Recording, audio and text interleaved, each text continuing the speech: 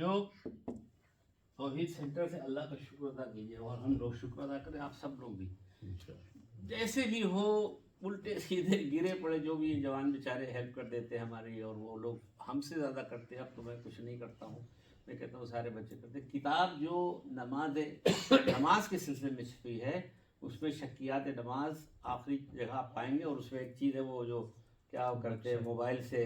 आप उसको तस्वीर ले ले तो डिटेल आती है, क्या कहते हैं उसको, कुछ लफ्ज़ है खास, QR कोड। हाँ QR कोड उसमें है, तो उसमें सारी शक्कियात नमाज है। आपकी 2 रकत अगर नमाज फ़र्ज़ कीजिए फजर की है, या आप कसर के आलम में ज़ोहरा से पढ़ रहे हैं, ठीक है ना,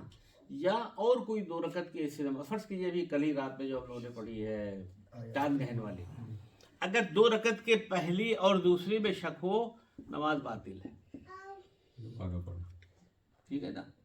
कहीं भी शक हो जाए, रुकू में क़याम में, तो मतलब उसी को रुक जाएंगे, हाँ शक हुआ तो बस ख़त्म, नमाज बातिल हो गई। 3 में जो है यही सूरत हाल यहाँ भी है, इसमें जो शक होगी पहली में और दूसरे में तीसरे में कहीं भी नमाज बातिल। अब 4 रकत में आइए, अब यहाँ पर जो है, यहाँ पर इसकी कई किस्में हैं, जो उसमें 7 आएगी, ये तो 2 हो गई, 7 और 9 है, 9 किस्में हैं उसमें। अब उसमें फ़र्ज़ की 4 रकती में आपको शक हुआ कि तीसरी है या चौथी, ये शक हुआ, ये देखना है कि रुकू से पहले है या बाद में, ठीक है ना, ये देखना है आपको। अगर रुकू से पहले है तो आप उसको चौथी पर अस्सलाम वालेकुम कहिए और 2 रकत खड़े होकर के नमाज एहतियात पढ़िए, एहतियात कहते हैं, और उसमें सिर्फ सूरह हम पढ़ना है। उसके बाद 2 सजदे सहो कर दिए, दोनों रकात में सूरह हम, सिर्फ सूरह हम, क्योंकि आपको शक है तीसरी और चौथी में और रुकू से पहले हो गया है, तो इसलिए आप उसको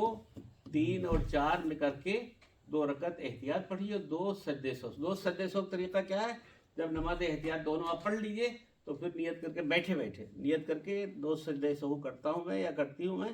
कुर्बत वाजिब कुर्बत अल्लाह, फिर सजदे में चले जाए, सजदे की दुआ पढ़िए, फिर उठिए, सजदे की दुआ, तशहुद और सलाम पढ़ के ख़त्म। ये दोनों चीजें पढ़नी पड़ेंगी सर, वो भी